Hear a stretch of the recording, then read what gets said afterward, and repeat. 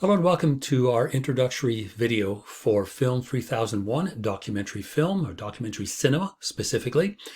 And what I'd like to do is in this video kind of sort of show you how to navigate through the FOL page for this course, because there was a lot of information, there was a lot of links, quizzes and submission boxes and so on. Even if you're comfortable with FOL, which is always a good thing, I would like to show you where to find certain things. That's very important. So what I've done is I've set this up now as Edward Matthews as student. And of course, your first page is always going to look like this. Announcements here, for example, the first one is this one here, that if you're watching this video as early as this afternoon, it's Monday around 1 o'clock. The first thing I'd like to do is to set up a weekly Zoom meeting schedule. Now, we're going to have ours on Wednesday at noon hour, just because it's just an arbitrary date. But I wanted to get it done early enough this week so we can sort of nail down when all of us can meet together. And I believe there's at least 25, 30 students in this class. So it's going to be a little bit tricky, but the more people that participate, then the quicker we can get that resolved, and then we can kind of move on with the rest of the material. So there is a Zoom meeting on Wednesday at noon. And the way I set this up always is this way. So I will be inviting you to a Zoom meeting. I'm sure all the other teachers have been using the same sort of format. Some teachers are using, I think it's called Bongo, which is part of FOL. I don't trust that stuff because it's a little dicey when it comes to safety features, like there isn't any. So let's just stick with Zoom. I think we have a better chance there. So you just simply click on that and away you go. So that's basically it. Here's just basically a welcome. You may have already seen that. Just a little bit of background on myself. I do have a film background. I have all kinds of background because I do have a background in radio broadcasting, film theory and production, but then I also have a background in social and political thought, in philosophy, critical theory, electronic music, a whole bunch of things. So what I'd like to do at this point now is just kind of show you some of the areas where you're going to get information. Now, the first thing here is a way to contact me, which is this right here. Because we're not going to be in school anytime in the future, and I really don't know when that's going to happen, we need to stay in touch. And so the best way to do it is to contact me through this email address right here, ematthews@financialonline.ca. This information will always be here. Worst case scenario, we have to meet.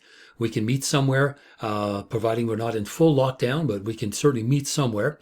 But I think most of these issues can be resolved just through email correspondence. It could be an issue pertaining to not being able to access a quiz. It could be locating material. Sir, one of the links isn't working. That's very, very important, and we'll get to that. So if you need to contact me, that's how you do it, using that email address right there. Now, the calendar is also important because here, for example, you can take a look at, okay, well, what's coming up? Well, January 18th, we've got week 2. So we're in week 1 right now, kind of introductory mode. And there is quiz number 1, and it's a reading quiz because there will be 2 different kinds of quizzes. Normally, there is a viewing quiz that would be held in class, but there is no class, at least a physical space. So what I've done is I've set this up for you to do at home. And I strongly, strongly recommend, in fact, I cannot say otherwise, watch the film first. But I would say once you're done watching the film, do the viewing quiz fairly soon after, while these ideas are still fresh in your mind. I don't know if you're like myself and I like to stop and take notes as I'm watching the film. I don't really care about the whole kind of narrative event. I'd rather get the information. But if you really want to be strategic about doing the viewing quiz, I would recommend doing it shortly after watching the film. So that way the ideas and the images are fresh in your mind. And another kind of quick clue is questions are often about the beginnings and the endings of films. So really pay attention to those. The way a film starts, the way a film concludes and it ends. Is there a real sense of closure? Is it left open? What are some of the images? What does the director or the filmmaker choose to focus on as one of the last images for us to consider? These things are important, but often they do end up a surprise as questions in the viewing quiz. So basically it goes all the way through to January 24th, 25th, 31st. So everything is there. So reading quiz, viewing quiz, and on it goes. I think for the first roughly 6 weeks of the course, where you're going to be having a viewing quiz and a reading quiz in the same week. And then it kind of sort of peters out in terms of the reading quiz, because certainly by the middle of the term, you will be fairly busy. So this course is really, for lack of a better description, front-loaded, right? It's front-loaded with a lot of the assignments up front. And the assignments really in this case are just the readings, the viewings, and the quizzes. The quizzes are all multiple choice. Might be a couple of true false things, but primarily it's multiple choice. There's very, very little writing. The writing doesn't come until the final exam at the tail end of the course, and lots of time to talk about that. Okay, so here we are. Excuse me. So here we are now on the first page, or the front page, we'll say, of FOL, where we have the instructor's information, the calendar, announcements. Here, for example, you're going to find not only the link for the weekly Zoom meetings, but then you will also find shortly after a link for a video of the Zoom meeting. So if you happen to not be able to catch it, for a variety of reasons, hopefully that's one of the issues we're going to resolve by getting the schedule down as quickly as we can. So a minimum number of people will be made, well, what's the word? It will be more difficult. So the more people that can watch it, the better. But I record all of my Zoom meetings and then I post them online on YouTube after the fact. So if you miss the meeting for whatever reason, you will still be able to watch it and obviously not participate, but at least view the contents of it. So the videos also themselves, I've been able to find a video link for virtually every single film that we have. So you could conceivably never step inside Fanshawe College for the duration of this course and still do very well. And I'll show you where that information is. So here we are. We're going to go to, well, actually, before we do that, let's quickly go to evaluations here. So we have quizzes here. And again, you're looking at it as a student. And here are all the quizzes, right? And of course, each of you have one attempt. And so you've got a viewing quiz here for Nanook of the North starting next week. And what does that mean? Right off the bat, you know that for this week, there is not a viewing quiz for Las Hurdes, or Land Without Bread, the Louis Bunuel film, or anything else that you watch or you read. But starting next week, week 2, there will be. So right now you see, okay, the viewing quiz, and I've put the titles of the films there. So let's say on a given week, you might have 2 films to watch, or you might have a full film and then a section of another one. Always check before you start and before you view, okay, what is the quiz going to be about? We know next week it's going to be Nanook of the North. We know week 3 is going to be Baraka. Week 4, Triumph of the Will. So there's no sort of guesswork in knowing which film I'm going to be testing you on.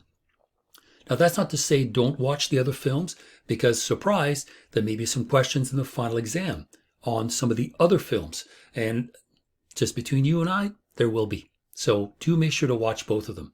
But there will be always a weekly viewing quiz on one of the 2 films. So for next week, Nanook of the North. For this week, Las Hurdes, there's no viewing quiz. But here we are. So week 2, viewing quiz, reading quiz. Week 3, viewing quiz, reading quiz. And on it goes. And you can see right till 6. And then here we go to week 7, where there's only a viewing quiz. And then you get a break in week 8, week 9, a viewing quiz again. And not until week 9 do you come back to the reading quizzes. So pay attention to those, keep an eye on them, and also pay attention to the times. Because right here, for example, it's available from the 15th until the 21st, and then it closes. Here, from the 22nd to the 28th, and then it closes. That way, you can sort of keep these things fresh in your mind. It kind of forces you to watch the film during that 1 week period, and then do the viewing quiz shortly after. So I wanted to show you that. Also wanted to show you the submission box. And here, okay, research paper. Obviously not submitted yet because we haven't even talked about it, but there is basically just the research paper. Now, just as I'm looking at this, I need to open up also a smaller box where you're going to forward to me kind of not a draft, but at least some kind of overview of what it is that you would like to write about, and a list of sort of 4 or 5 sources that you'd like to look at. But again, that's not for at least 4 or 5 weeks into the course. We'll talk about that later. But right now, the submission folder, the research paper is here, and it's kind of hard to see right there, but it says due April 11th. So we have a lot of time. In fact, January 11th, so you have literally 4 months. So don't sweat it. Lots of time for that later. But the research paper is the only sort of large written piece that you're going to have to submit for this course. The rest of it essentially are quizzes and 1 exam. So now let's go to content. And what I'd like to see is this page right here, which is pretty important. And of course, there it is. It's going to finally open. So it's called Breakdown of Weekly Assignments and Tasks. And here you're going to have a weekly breakdown of everything that you need to do. Excuse me. I've been doing quite a few videos lately, so my throat's getting a little bit dry.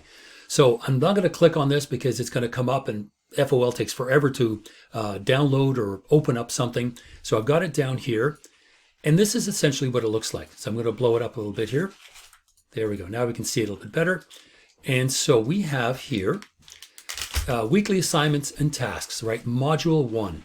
So this note here is important. The various links for the films are tentative and always subject to change. 2 years ago when I taught this course, 2 summers ago, there was a link for Titty Cut Follies that was fine. We were going to study it, and for some reason, YouTube's algorithms or whatever suddenly kicked in, and because there was 0.01% people watching Titty Cut Follies, it disappeared. So a student was lucky enough to have downloaded it, so we were able to share it and watch it. So if for some reason these links are not functional, or they simply are taking you somewhere else, or they're dead, in other words, the film is not available, please, please, please contact me immediately. Let me know, because then we can at least make some accommodations. Because I have a copy of most of these films in my hard drive, so I could maybe set it up somewhere that we could sort of surreptitiously watch it, but let me know if that does happen. So here's how this works. For each module, module week, it's pretty well the same thing. The breakdown is here. Read Synthetic Vision, the Dialectical Imperative of Louis Bunuel's Las Hurdes, in the book Documenting the Documentaries, Grant and Stolinowski, 2014, and that is the textbook. And there it is right here. So that's what it looks like, and I strongly, strongly recommend that you pick it up. You can pick it up also secondhand. You can pick it up through Amazon, but just be aware that the reading quizzes are based on this book, so you will have to get it. So, but it's still an excellent collection of essays written by a variety of different people on a huge range of films. So a very good collection of essays. So read Synthetic Vision. That is a sort of a summary and a look at the Bunuel film Las Hurdes, and sort of read through that. And again, as you can see, 51 to 63, so they're not huge chapters, but they are very, very helpful. And then secondly, the watching. So there's always reading and watching to do.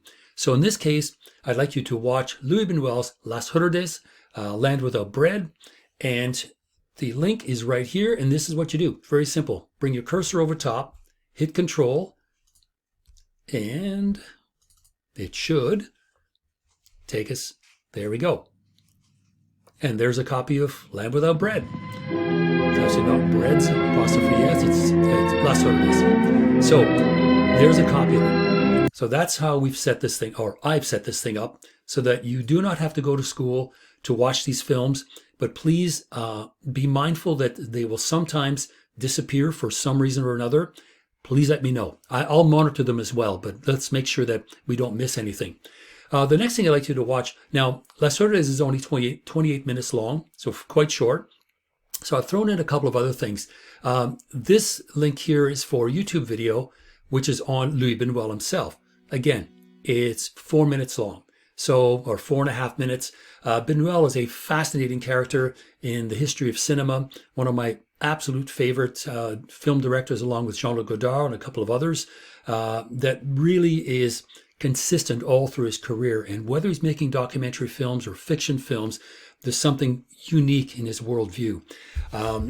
In the chapter from this book, which you don't need to read because it's in French, Louis Bunuel's Mon Dernier Soupir, My Last Sigh, I picked up some information on the film in one of the chapters in here, which I translated, and I can show it to you in just a moment. But there's a short little film on the director, a very interesting and provocative director. And then the last thing, and this is an important one, and in fact, you can watch this first. In fact, when I think about it now, just thinking out loud, maybe might make a difference, because what this is again, a very short video. But okay, let's try shooting a video. And this gentleman here explains to us the 6 modes of documentary. And these are modes of documentary that Bill Nichols discusses and has discussed elsewhere. And that article is in the book that we're using in Documenting the Documentary. And it is important to know because the documentary tradition has evolved and changed over time. It has become increasingly self-reflexive, increasingly self-aware of what it is as a construct. Because when we make a film, we construct a version of reality. And I'm sorry, it doesn't matter whether you're a believer of cinéma direct or cinéma vérité or any of these kinds of styles of filmmaking that purport to capture the truth. Yes, the camera may be lightweight. Yes, the camera may be hidden somewhere. But the director, the filmmaker, still reserves the choice in editing, in setting shots up next to each other to comment on each other, the choice of music, the distance between the camera and the subject matter. All of these things explicitly and implicitly affect our understanding of the reality that we see in front of us. So all these kinds of things we're going to talk about in this course. So Bill Nichols actually came up with these 6 modes, and I'll be very brief, but I'll describe what each of them are like. Now there's 6: poetic, expository, participatory, observational, reflective, and performative. So if you're like me, I like to sort of draw something out, or I'll write it out, and I like to draw arrows where things kind of are like they're each, they either could be opposites or they might be complementary. So let's take a look at sort of 2 typical styles of documentary filmmaking. Most films that we consider documentaries are called expository documentaries. And these are the explanatory essay films. They used to be called the voice of God because the narration would clearly explain what was going on. And often the visual aspect of the film was at the service of the narrative. You could be able to literally just listen to the narrative and understand everything you needed to know about that subject. It happens that it's a film and not a radio play, so you need to have images that accompany it. Well, an expository film uses images at the service of the narrative. And if you have interviews, these individuals that are being talked to, or at least are answering questions, again, at the service of the narrative, at the service of a very clear point of view. Now, another type of film that is something like it is the observational film. And here this is where you find direct cinema and cinéma vérité. This notion of just placing a camera sort of in the real world, as it were, and not intruding in some way, not changing the outcome of that reality by the presence of the camera. So again, in the same way as expository tries to present a version of the truth and structures that story, the observational is also non-interventionist, right? The camera tries to capture truth. It tries to not interfere or manipulate that reality that's being depicted. But again, that's very difficult because all media, all discourses, this if you're talking very kind of philosophically, this is a discourse, right? All discourses are constructs. They are constructed in some way. What we'd like to do is pay attention to how it's constructed. We can't get away from it, but we need to know what's going on and how the film is structured for us to believe a certain point of view. So expository and observational are kind of similar. The other 2 that are also similar are the participatory and performative. And in both cases, what we have is the director that appears, or the filmmaker appears in the film. There's an encounter between the director and the subject, or the subject being interviewed or being followed, with a camera. But there's always an encounter between the director and the subject that is recorded, that is filmed. So it's not as if the camera is just sort of sitting quietly and objectively off in the corner. The filmmaker and the cameraman are very much involved in the process of the filmmaking. And in the same way, performative films are the same way. There's an emphasis on the filmmaker's involvement, right? It's, in fact, the very opposite of observational. In observational, the camera sort of passively sits in the corner and watches, almost like a closed-circuit camera. Performative, no, it very much gets involved in what's going on. Just a moment, and my son is coming in. Video during a heat wave. So as I was saying, there is a fair amount of overlap between participatory and performative genres or modes of documentary. So participatory, the director is seen and heard either within the frame or just off the frame of the documentary film. Performative, there is a very strong emphasis on the filmmaker's involvement, either in the subject matter or the subjects we see in the film, or the history of the story that is being related to us in the form of a film. Very much the opposite of observational. Because it isn't. It's very subjective, right? It focuses on a very subjective understanding of the world, and that subjective perspective makes that mode of documentary filmmaking quite different than either the expository or the observational.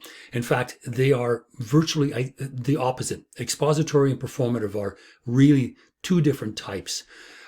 More recently, let's say over the last maybe 30 years. So, and again, I don't want to sort of peg that down, because you don't sooner say that poetic, documentary started in the year whatever. Somebody goes, oh, but in 1932, it doesn't matter. The last two to want to look at is poetic and reflective. And although you can find examples of poetic modes of documentary filmmaking all through the history of cinema, it's happened enough now that it has become a particular stylistic trend. And what that means is you find documentary films that are sometimes unconventional. They don't fit into a category all sort of nicely, because it's not quite expository, not quite participatory, not quite really anything, but they're lovely to look at. Baraka is a really good example of that kind of filmmaking, which the film sort of, you have to let it kind of wash over you, because it has sort of a hint of a narrative. It seems to be telling a kind of story, but at the same time, the images are so lush and beautiful and overwhelming that at times the filmmaker seems to be just inviting us to just really enjoy the look of the film. So it's sometimes, and more often than not, non-narrative or non-linear. It's experimental in its form and content. It's unconventional in a variety of different ways. And yes, there are examples as far back as the late 50s and the 60s. And again, remember, these are modes, right? These are modes. So what that means, they're not genres, because a genre is like the Western, sci-fi, horror films. And within the genre are many different subcategories, stylistic differences, formal differences, differences of mode. This is what we're talking about here. And the last one is probably the most recent and very much a postmodern thing, which is the reflective, or also known as self-reflexive documentary films. And these are films that are very self-aware of, well, it is aware of itself as a film. It's not a sentient being, of course, but the director has really gone out of their way to ask us to question what we're looking at. Or is it even possible to capture the truth? When you think that we've spent 2,500 years in philosophical history trying to describe reality, right? We continue to search for it. We continue to search for the truth. And everyone has their own contingent and provisional version of the truth. And we see that right now in the US. We have different people living in different thought bubbles who have fundamentally different views of what's going on, each of them thinking that they're living in some form of reality. Self-reflective filmmakers capture that, and they don't offer solutions or answers, but they certainly raise interesting questions about what it is that we're actually seeing. So it is a challenge to our ability to capture the truth using a camera. And certainly as soon as we get into editing, right, a whole other range of issues are happening. There's also an awareness and a pointing out of the performativity of individuals. And that doesn't mean they're performers like they're up on stage. It's the performativity that individuals engage in. We present to others a side of ourselves that we wish to present to that person that may be slightly different to a version of ourselves we present to someone else.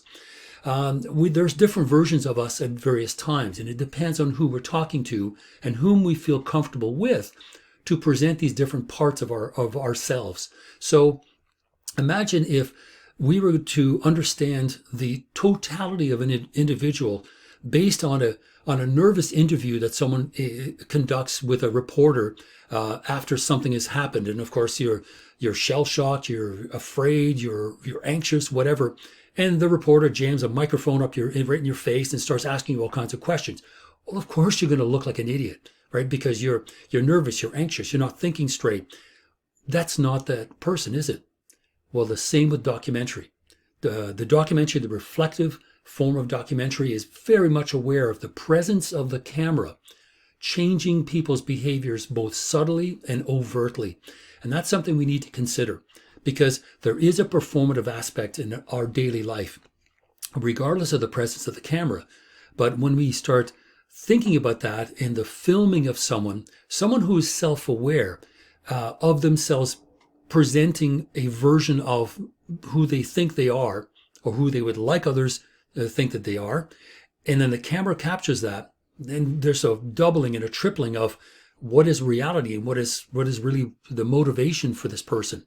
So reflective or self-reflexive cinema is the most recent mode of documentary. And it's been sort of around since, let's say, about the 1980s. And again, let's keep that very fluid. But all the films that we're going to look at will contain some of these different modes. And often they'll contain several. So it's not as if one film has only one of these. A film may have two or three of them. Or a part of a film may have one mode and then switch over to another mode. So even the modes, the modal sense of a film can be very fluid. But what would be nice if by the end of this course, we understand these 6 modes of documentary and be able to identify them, because that's something that is very important. That's really what we are talking about here when we wish to discuss the documentary tradition, but be able to identify these different modes as they occur.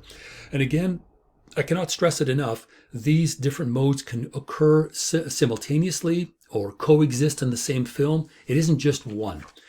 Okay, so those are the modes of the documentary, and this is the weekly breakdown of tasks. And as you can see, they go all the way through Module 2. Read The Filmmaker as Hunter, Robert Flaherty's Nanook of the North in the textbook, pages 1 to 18. Watch Robert Flaherty's Nanook of the North, and there's a link for it. And then also there's a short installment of a series called 100 Years of Cinema. And this particular one, made in 1922, how Robert Flaherty invented the modern documentary. And again, if we do the same thing, we hit Control, and we go. Let's see if it takes us to it. And there you go. Now, these were put together about a week ago, so they are still pretty fresh. And I believe that they're going to be all right for the time being. Now, if you happen to have a YouTube downloader, like I have, and they're free. You can pay for the ones $20 a year. It's useful if that's something you need to do or you need for your work. But you can download these films.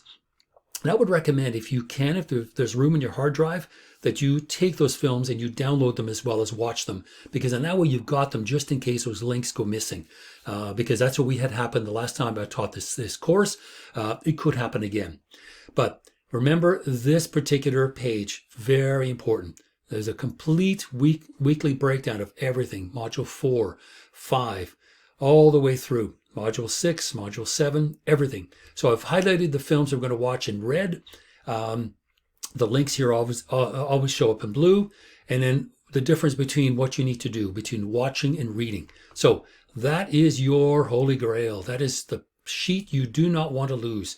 Now, I would recommend printing it out, but I would also recommend having it so that you can have it in your hard drive, because what I'm doing right now, I'm connected to the internet, of course, but that sheet, once I bring it up on my screen, all of these links are active. As long as they're there and it shows click, control and click, there they are. So when you need to watch a film for that week, you can do that. So just wanted to let you know that's where that sheet is.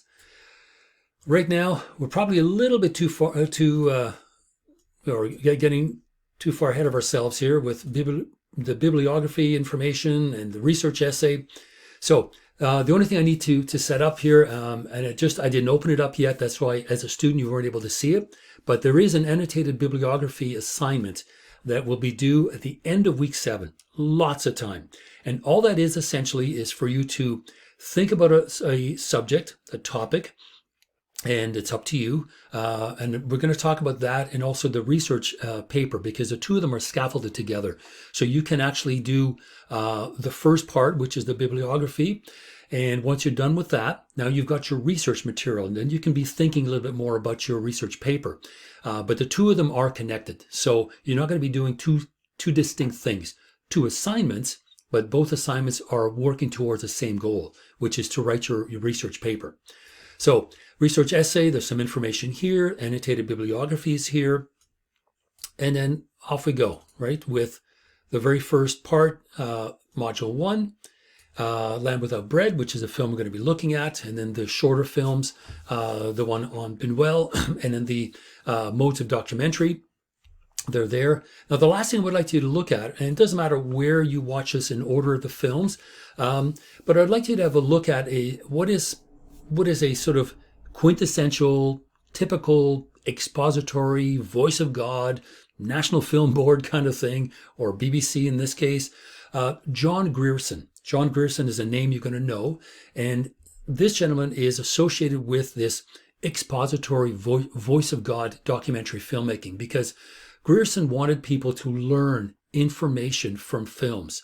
It was a new visual medium. He was working as early as the 1930s, but he saw the potential of film, first of all, and the potential of also narrative documents, right? In other words, visual documents about a particular state of affairs, a dying culture, a new invention, machinery, textiles, industry, all kinds of things.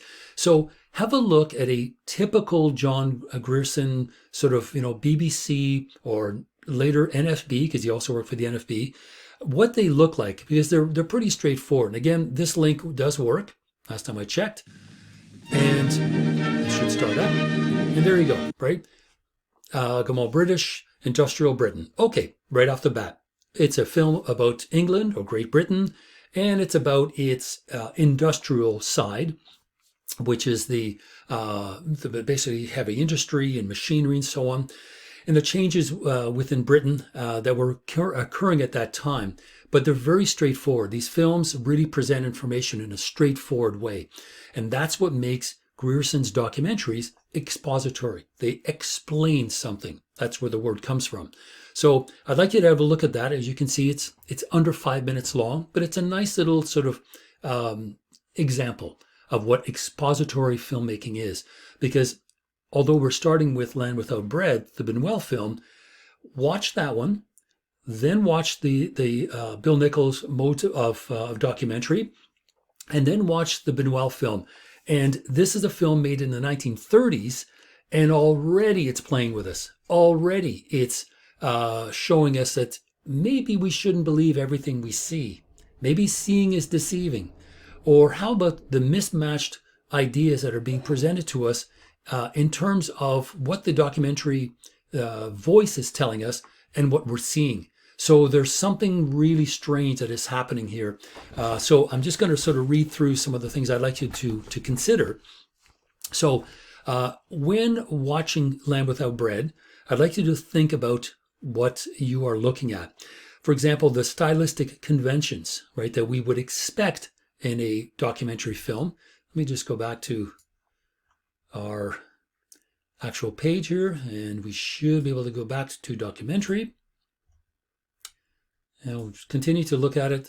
Whoops. Okay, we're still looking at it as students. Okay, so what I'd like you to consider are these sort of 5 ideas, right? What are the kind of stylistic conventions that we expect in a documentary film that are being subverted, we'll say, in this particular film? Now, it's a little bit early because we're just starting out, and you may not have any film background whatsoever. You may just have an interest in cinema. The documentary tradition is an interesting one, and very rich in Canada, certainly, but also around the world. Thinking about an ethnographic study, does this film present to us the individuals that we see in the film that are in a very poor section of Spain?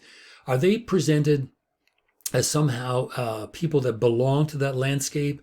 Are they kind of presented as the other, right, in capital O? Does the filmmaker try to understand them or sympathize with them, kind of get on their side and show us their plight? Is it ethnographic in that sense? Is it also maybe a travel documentary or travelogue, right? Visiting exotic places. But typically when we visit exotic places, they're presented to us as somewhere we'd like to visit. Is Las Hurdes, the land without bread, is that someplace you'd want to visit and maybe even live there? Hopefully the answer is no. If that's the case, why is Bunuel showing it to us in this way? What's his ulterior motive? Okay, not only is ulterior motive in terms of it being a travelogue, but is there a political motive to making that film? Short answer, yes, absolutely. And also to think about the details from the film that support that political aim, which is to basically show the rest of the world that there are parts of Spain that are living in abject poverty, the worst form of poverty. And so that was really ultimately Bunuel's political aim. He wanted the world to see just how poor some sections of Spain were. And this is a developed nation. And we look at this and where are we? Like, what part of the world are we in? No, we're in Spain. And this is what it looks like. So, Las Hurdes, right, Land Without Bread, is sometimes talked about as an advocacy film. This is the way in which Eric Bernau describes Land Without Bread in his book, Documentary, The History of Nonfiction Film. That was a book that I used when I went to school in the 1980s to study film production and documentary. And he writes, the typical film of advocacy is often shot like a silent film, with a voiceover narration added later on. This has almost become the standard documentary form, but in Bunuel's more sardonic film, he writes, and sardonic is simply, it's characterized by irony, by mockery sometimes, by derision, like we're laughing at these people almost. Because of that, surprise, the film was banned in Spain because of its horrifying portrayal of this Spanish village. I mean, it was embarrassing. It was a national embarrassment that this was the film that Bunuel wanted to make. It wasn't like he accidentally made this film. He intentionally wanted it to be like that. He wanted to shock people into realizing how poor some individuals were. And maybe to ask ourselves, why? Why are they poor? Why is Spain, what was formerly a world power with an armada, with a powerful navy, for some reason, allowing this to happen? So this becomes very, very important. So in the Bunuel book here, Modèle le Soupir, he talks about this, and I just translated it. He talks about the film and how the film was made. And he says, okay, it was made with his friend and collaborator, Sanchez Ventura, and an anarchist friend named Ramon Asin. And Ramon Asin jokingly told Bunuel, according to Bunuel himself, that if he won a lottery, he would finance a documentary on the region and its people. Hang on just a second. So, as I just mentioned, Ramon Asin was an anarchist who somehow managed to win a lottery of all things, as he had jokingly promised to Bunuel. He said he would finance his film, and 2 months later he did, and the rest is history. And so unfortunately, Asin and his wife were later killed in 1936 by the fascists during the Spanish Civil War. So this is going on at the same time. This is the background of this film, is the rise of fascism the rise of the church and the state sort of almost, melding as one. And yet there were parts of Spain that were living in such dire poverty that it was just brutal to think about. And this is what Bunuel wanted to show people. Said this is what it was like. So there were all kinds of controversies about the film, that it's an unfair depiction. But no, I'm sorry, but Bunuel said this is the way I see it. So apparently, again, in my last side, Bunuel goes on to say, 2 years later, the Spanish embassy in Paris gave me money to add sound to the film. So there it is, where the film is made, and in the sound or the narrative is added much later. In this case, added 2 years later. So Pierre Romberger brought the distribution rights for better or worse and managed to pay me in bits and pieces, although I once had to threaten to smash his secretary's typewriter with a hammer to get even that. It took a long time, but in the end, I was able to reimburse Ramon Asin's investments. Because of his untimely death, however, the money went to his daughters. So Bunuel, even after his best friend was killed by the fascists, still, when he collected the money, was a decent enough person to pay back his family, in this case, his daughters. So I love Bunuel no matter what. So Bunuel again says, in contrast, I remember the time I showed the film to an audience of workers at the request of Jacques Dorion, the communist mayor.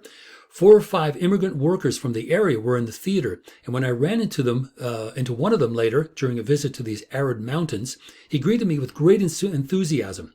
It's true that the men from Las Hurdes often went away, but invariably they returned to their native land. So there were deep ties to that land. That the film is complex. It's at times ambivalent, but it's an interesting viewing, to say the least. Especially this is the first sort of documentary film that you're going to be asked to pay attention to. That's not to say you've never seen films before. You may have seen lots of documentaries, but this one I'd like you to really pay attention to.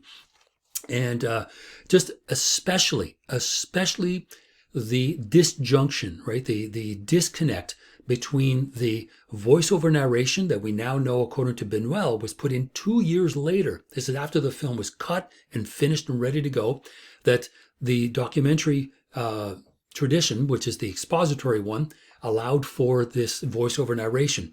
So ask yourself how often the voiceover narration provides us with information that is useful. Is it really expository? Short answer, no, it's not. It's quite different. So we hear the land you're about to visit called Las Hurdes, a barren and inhospitable region. So it really sets a tone for like, okay, where are we here? Like, what part of the world is this? And we see images like 2 skulls in their niche that seem to preside over the fate of the village. Death is everywhere. Death is around every corner. The medieval architecture, for example. Is this a village that's out of time? What year is this? Like, when did this happen? Is it the 1200s or is it the 1930s? Because clearly a documentary film usually takes place in the present day that it is made. So in this point, we're looking at it going like, how old are these buildings? So confusing and disorienting at the same time. There's this very strange and barbaric festival, as a narrator calls it, where recently married men have to ride on horseback and pull the head off a chicken that had been strung upside down on the middle of the road. The narrator says, despite the cruelty of this scene, our duty is to be objective and demands that we show it to you. Doesn't explain why, it just says the what. So the how and the why of someone's behavior is left unsaid. We simply get the what. And even the what and what we see and what is intoned by the narrator doesn't often match up. So these things I would like you to pay attention to. The very poorest villages, the film crew never heard anyone singing. It's sad. It's profoundly sad to watch this. We watch a boar, right? A pig, a boar drinking from a small creek bed. Moments later, we see small children drinking from the very same water source. So the creek, which runs through the village, is this kind of all-purpose thing. We see children being washed in it, a woman washing her clothes, animals and kids are drinking from it. The shots of young school kids, they're barefoot, their clothing are just rags, like literally just clothes ready to fall off their bodies. And yet the look on their faces is one of absolute defiance. So think of that. what we see and the look on their faces, what's going on behind those eyes, right? Most of the kids have been, in fact, orphaned, right, by their parents. And then these people have traveled for days and days to find work or food or something to survive. And there's just this general strangeness of the world that is being presented to us. And like I said, death seems to be around every corner. We see a goat which is almost sacred in a place like that because it can provide milk and can provide food, and very much vitamin-rich sort of sustenance. And all of a sudden, we see the goat. It falls down, and if you look in the corner of the frame, I think the lower corner, the far frame right, we see the puff of a gun. So what has been well done?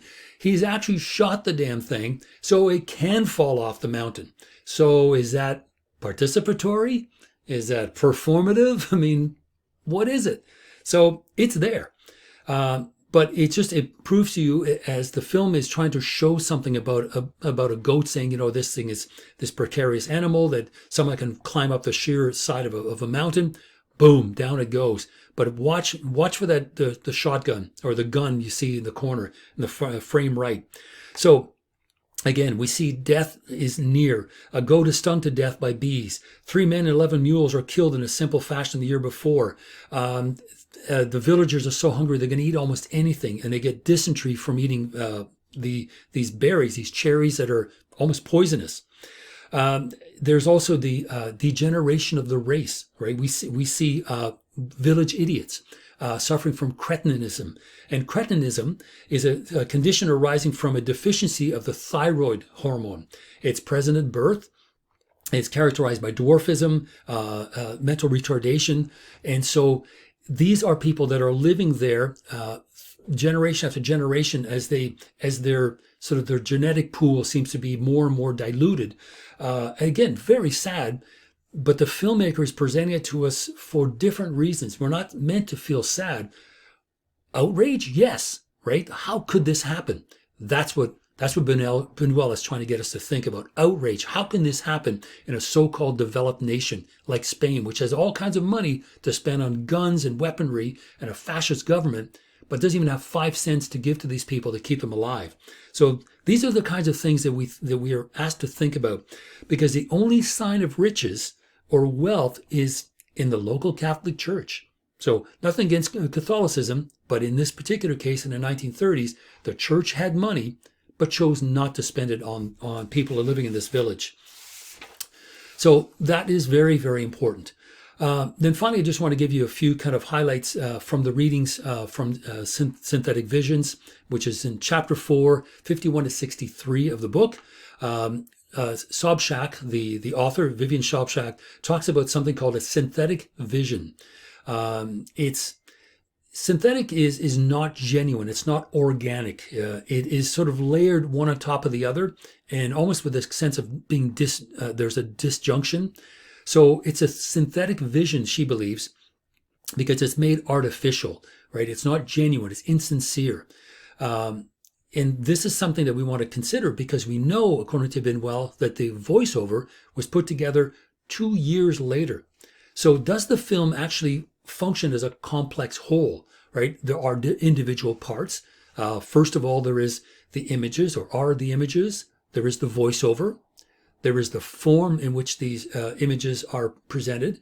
Long takes, high angle, short, low angle, editing. And then there's the content of those shots. What's going on here that's manipulating us to think in a certain way? So that becomes very important, because there is a movement in the film to get us to feel outrage on behalf of these people. We're not being asked to laugh at them, as sad as it is, but it is a very political film. And so Sobchak says, Las Hurdes is deeply political in that its primary aim is to cause the viewer to question the very basis of perception because of the contradictions between word and image, or between thesis and antithesis. The viewer is the one left having to provide the synthesis. So yes, we're now questioning our ability to perceive what we are looking at is correct, especially given what the narrator is saying. But we kind of come up with a third thing. We combine the image and the voice, And we now have to come up with a combination that takes these two elements and takes it to a higher level. And there you get a synthesis rather than something being synthetic. And that is kind of the way the film functions. It asks us to think about it after the fact. And as we do, and we look at the form and the content, the images and the voice, and we combine those things together, we come up with this new thing. And yeah, we should feel outrage, political outrage, as the complete lack of help that these people have had. So how much do we learn about the inhabitants of Las Hurdes, Subsac Acts? Are they depicted as human beings with agency and intentionality? Or are they just simply viewed as objects for the camera? Objects on the same level as animals or the surrounding landscape, because we see animals, we see skulls, we see bugs and various things. The only individuals who acknowledge the presence of the camera are the school children, right? The ones with these defiant faces. And sometimes the individuals suffering from cretinism, the village idiots, who stare back, in fact, at the camera. So a fascinating film, a troubling film. There's a scene of a child's funeral in it that can be very disturbing, but it's disturbing intentionally. It's meant to make it look almost otherworldly. So we'll talk about it when we see each other on Wednesday. But I want you to at least have a chance to know what's coming up. It's only Monday afternoon. I know it took a little while because we had some interruptions, but this is what I'd like to do each week. So when we talk on Wednesday, let me know if this is what you like in terms of a format, because I can certainly change, but I will talk about the readings, I will talk about the films, give you some things to think about before you watch any of this. And also too, if we do decide to meet sometime on a Wednesday, doesn't have to be necessarily noon, but maybe later, let me know if there's a particular time that is going to work for you. But I will always try to get the video lecture done for the beginning of the week, to give you at least a couple of days to think about the films for this week. Okay, so thanks very much, and we will see each other on Wednesday. And at this point, we're going to hammer out our following schedule. So take care.